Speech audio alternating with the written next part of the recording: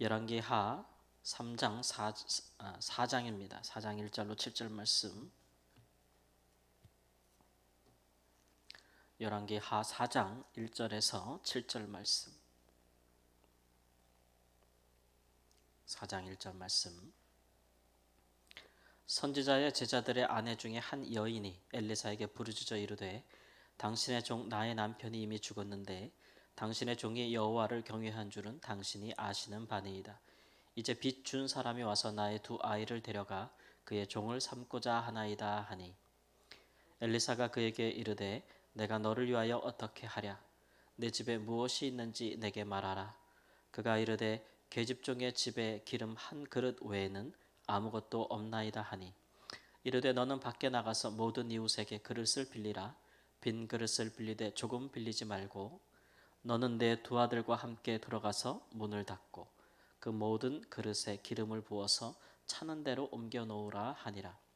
여인이 물러가서 그 두 아들과 함께 문을 닫은 후에 그들은 그릇을 그에게로 가져오고 그는 부었더니 그릇에 다 찬지라.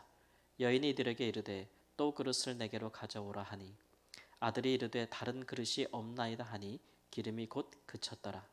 그 여인이 하나님의 사람에게 나아가서 말하니 그가 이르되 너는 가서 기름을 팔아 빚을 갚고 남은 것으로 내와 두 아들이 생활하라 하였더라. 아멘. 엘리사 선지자의 제자들 중 한 명이 일찍 죽었다 이렇게 나오죠. 그래서 그 일을 인해서 이제 그 선지자의 제자의 아내 또 그 가정이 매우 어렵게 되었다. 일단은 남편이 죽고 나니까 가산의 이제 경제적인 상황이 어려워져서 빚으로 생활을 한 것 같아요. 빚을 지다 보니까 또 빚을 못 갚는 상황이 됐어요. 그러다 보니까 이제 빚을 빌려준 채권자가 와서 이런 일을 했죠. 네 두 아들을 내가 종으로 데려가겠다. 그 채권자가 이방인인지 히브리인인지 우리가 알 수가 없지만 그가 이스라엘 중에 형제라 할지라도 사실은 빚을 진 이스라엘 형제를 종으로 삼는 것은 그 하나님이 기뻐하시는 일은 아니고 혹이라도 그렇게 한다 할지라도 사실 안식년 6년이 될 때에는 다시 그를 해방시켜 주거나 아니면 그것도 아니면 희년 안식년의 7번째가 돌아오는 희년에 신원을 복원시켜 주는 것이 마땅한 도리입니다. 뭐 그런 것들이 남아 있었을지라도 그렇게 빚에 몰려서 두 아들이 다른 사람의 종으로 간다는 그것은 굉장히 비참한 상황이고 특별히 이 여인이 그 하나님의 사람 엘리사에게 나와서 하는 말이 당신의 종 나의 남편이 이미 죽었다라고 표현을 하고 있어요. 그러니까 남편이라는 표현보다 당신의 종이라는 말이 더 먼저 나오는 걸로 봐서 이 여인이 생각하기를 이 선지자의 제자는 가정보다는 이 공적인 사역을 더 중요하게 생각했다.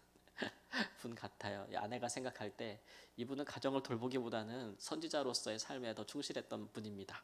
이런 이제 그리고 여호와를 경외한 줄은 당신이 아시는 바다 이렇게 이야기하고 이 일에 대해서 선지자 엘리사가 부정하지 않고 있으니 이 선지자의 제자의 삶은 하나님께 굉장히 헌신한 삶이 아니었는가 이렇게 생각이 되고 특별히 이제 북이스라엘 같은 상황에서 정치적인 사회적인 그리고 왕이 하나님을 경외하지 않고 하나님의 선지자들을 핍박하고 그런 상황에서 이런 삶을 살았다는 것은 정말 고귀한 삶이라 할 수 있겠죠. 근데 그런 삶에 이제 이 사람이 먼저 죽었다라는 것은 굉장히 안타깝고 또 이런 일이 일어나면 되겠는가 우리가 이제 그런 생각들이 좀 들고 하나님 편에서도 보면은 일종의 비상 상황이죠. 그러니까 이런 일들에 대해서 우리가 어떤 이런 일들은 그 선지자의 제자가 잘못을 행해서 하나님 데려가셨는가?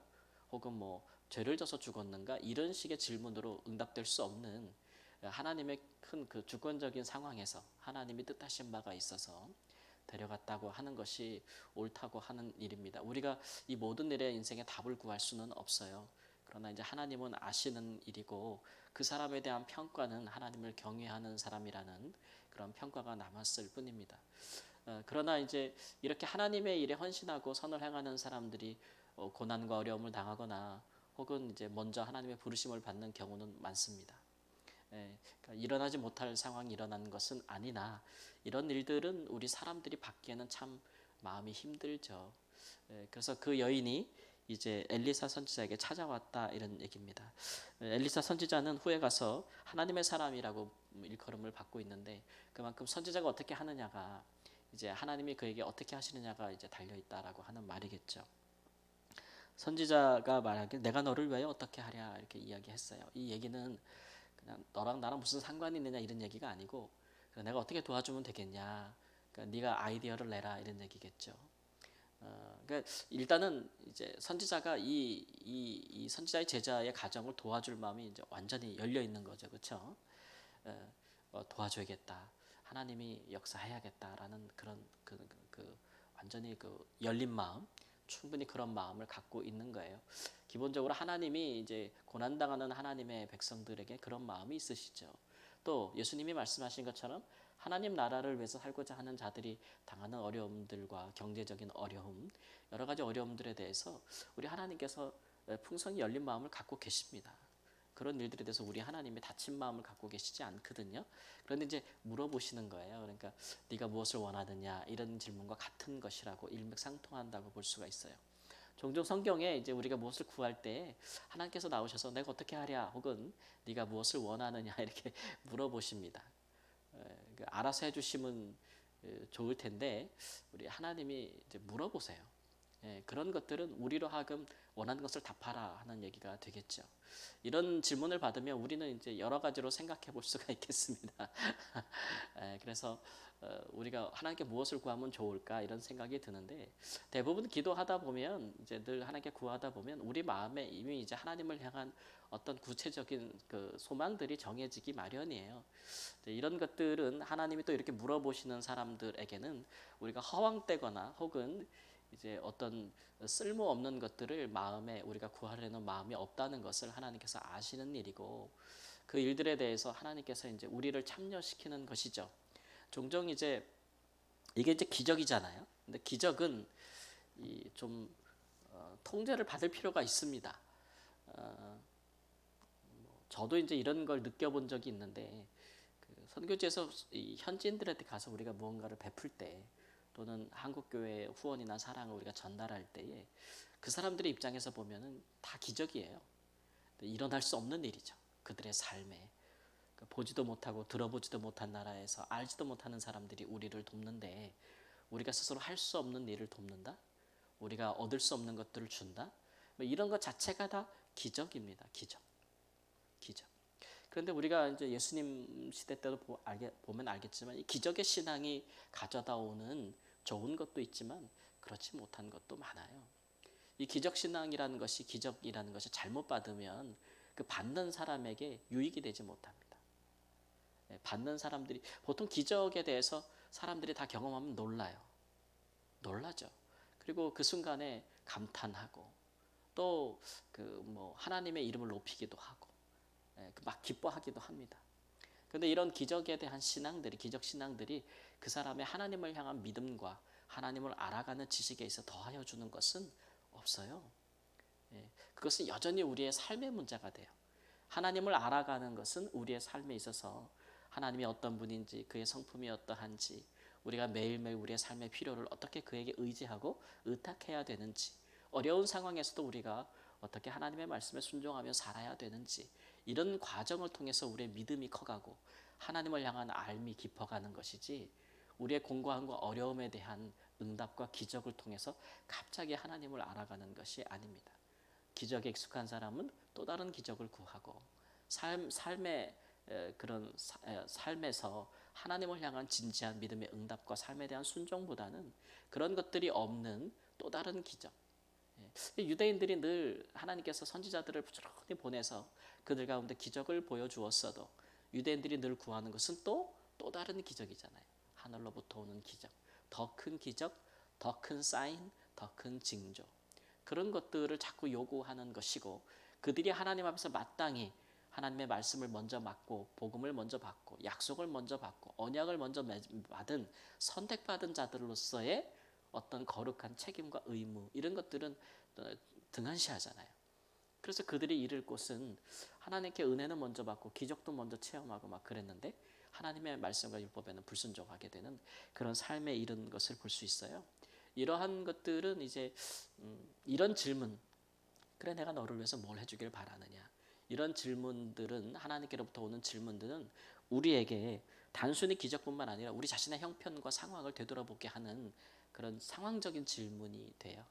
이런 질문을 우리가 하나님께 받으면 우리는 허황되고 막 분에 넘치는 것보다도 우리 자신의 형편을 생각하고 또 현실적인 타겟책들을 우리가 생각하게 되는 것이고 그야말로 이제 하나님 앞에서 자기 자신을 돌아보면서도 하나님께 무엇인가를 구할 수 있는 그런 이제 기회가 되는 것이죠. 그래서 이 여인은 자기 집에 그 기름 한 그릇밖에 없다라고 이야기를 합니다. 진짜 없는 거죠. 엘리야 선지자도 앞에서 과부를 도운 기록이 있는데 거기 보면 그래도 그 가루 한 움큼하고 기름 한 병 있었다고 얘기하는데 이 가정은 기름밖에 없으니까 진짜 먹을 게 없는 거잖아요. 그러니까 이제 좀 굶었겠다 이제 이런 생각도 참 들죠. 이런 상황에 선지자를 마지막 순간에 찾아왔다는 것이 참 안타깝기도 하고 또 그 여인이 얼마나 자기 삶에 수고를 다했는가. 그래서 그릇을 빌리고 문을 닫고 들어가서 골방에서 하나님께 이제 그 기름을 계속 덜어 놓으라 이런 얘기하죠. 이런 일들은 문을 활짝 열고 해서 이웃도 다 보고 뭐 사람들도 다 보고 막 그래야 되는 거 아니겠습니까? 그런데 항상 이제 하나님께서 특히 예수님께서도 그렇지만 놀라운 사람들이 생각할 때 와, 이런 일이 가능하겠는가라는 기적을 행할 때는 꼭 은밀히 행하시는 경우가 되게 많아요. 사람을 살릴 때도 보면은 이제 하나님께서 꼭 소수의 제자들만 데리고 가서 문 닫고 하시는 거고 이런 기적이 크면 더 클수록 사실 우리 하나님은 더 감추는 것을 볼 수 있고 더 은밀히 행하는 것을 볼 수가 있어요. 그래서 이제 이런 하나님의 기적을 경험하는 당사자는 알게 되는 것이지만 그러한 기적을 모든 사람들에게 알리기를 원치 아니하시는 것을 볼 수가 있어요. 그러니까 우리 하나님을 제대로 만나는 방법은 은밀한 중에 하나님을 만나는 것이 골방에서 기도하며 만나는 것이 제대로 하나님을 만나는 것이다 라는 것을 알 수 있겠고 큰 기적과 이런 것들을 통해서 하나님을 아는 것이 다 하나님의 그를 향한 온전한 그 돌아옴 그런 하나님을 아는 길이 아니다라는 것을 볼 수가 있습니다.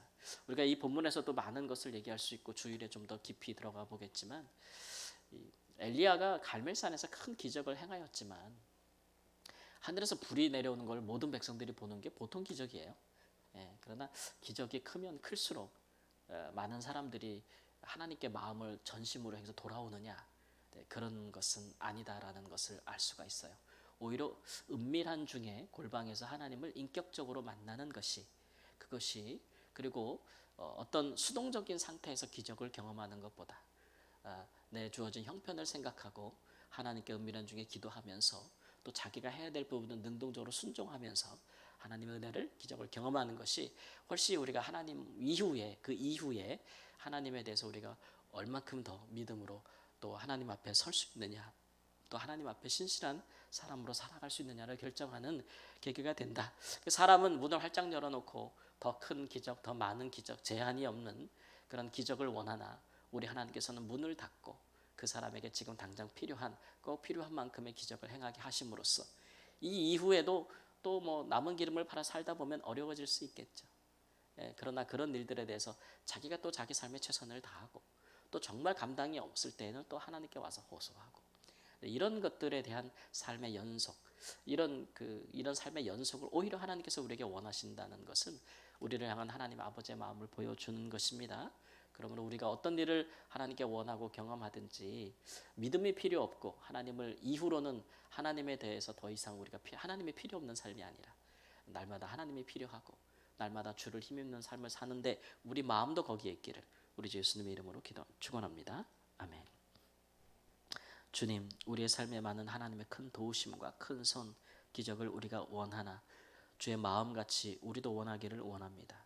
주의 베푸실 기적이 우리가 원하는 하나님 기적과 다른 모습, 다른 형태, 다른 양일지라도 우리를 향한 하나님의 선하심들을 생각하기를 원합니다. 이후로 우리가 생활하며 하나님 앞에서 우리의 마땅한 순종과 믿음을 보이기를 원하나이다. 주여, 기적을 행할 때는 주께로 왔다가 생명의 말씀을 전할 때는 물러갔던 많은 이스라엘 백성 중에 하나와 같이 되지 아니하게 하여 주옵소서. 존귀하신 예수님의 이름으로 기도합니다. 아멘.